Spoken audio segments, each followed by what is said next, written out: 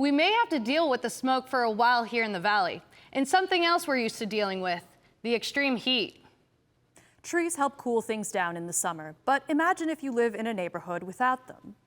Reporter Zach Bradshaw and videographer Hunter Fore tell us about a city program that is bringing more green to the valley neighborhoods. Zach joins us now, and Zach, this program is geared towards a really specific group. Thanks, Deanna. Tree and shade cover can be difficult to find here in the valley, but it's even harder for residents who live in underserved communities, particularly those who live in qualified census tracts, areas with a poverty rate of 25% or more. But government programs are set up to increase tree and shade equity to mitigate valley heat. Scorching hot asphalt and sweltering streets are nothing new to Phoenix residents, but some neighborhoods deal with extreme temperatures more than others. This neighborhood map from American Forests shows us that impoverished communities have scarce amounts of shade coverage. This South Phoenix neighborhood with a poor tree equity score has a poverty rate of 74%, while people of color make up 96% of its residents.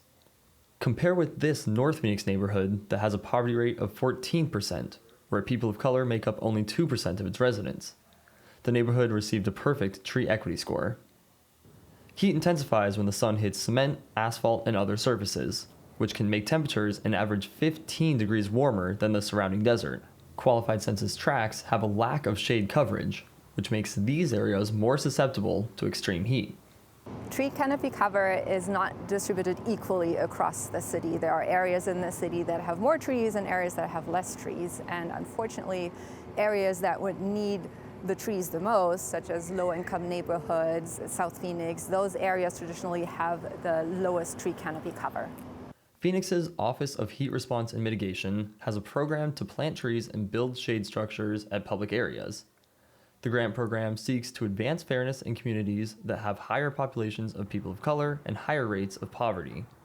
You know, there's just like, it's just a hotter kind of like harder life than in other parts of the city, which aren't as hot and aren't as shaded. Schools and neighborhoods located in qualified census tracts can apply for grants to pay for trees, planting supplies, and construction services. The goal is to increase the city's canopy coverage to roughly 25% by 2030. The city said an increase in shade can lower temperatures while reducing water and energy consumption.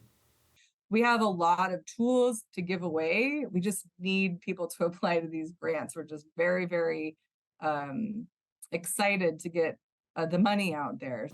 Applications to fund urban shade structures can be found online at phoenix.gov/heat. The city encourages schools and neighborhoods to apply for the grant because everyone knows that in the Valley of the Sun, everyone could use a little bit of green. Neighborhoods can apply for up to $2,000, while schools can get up to as much as $75,000. The first deadline to apply is early January.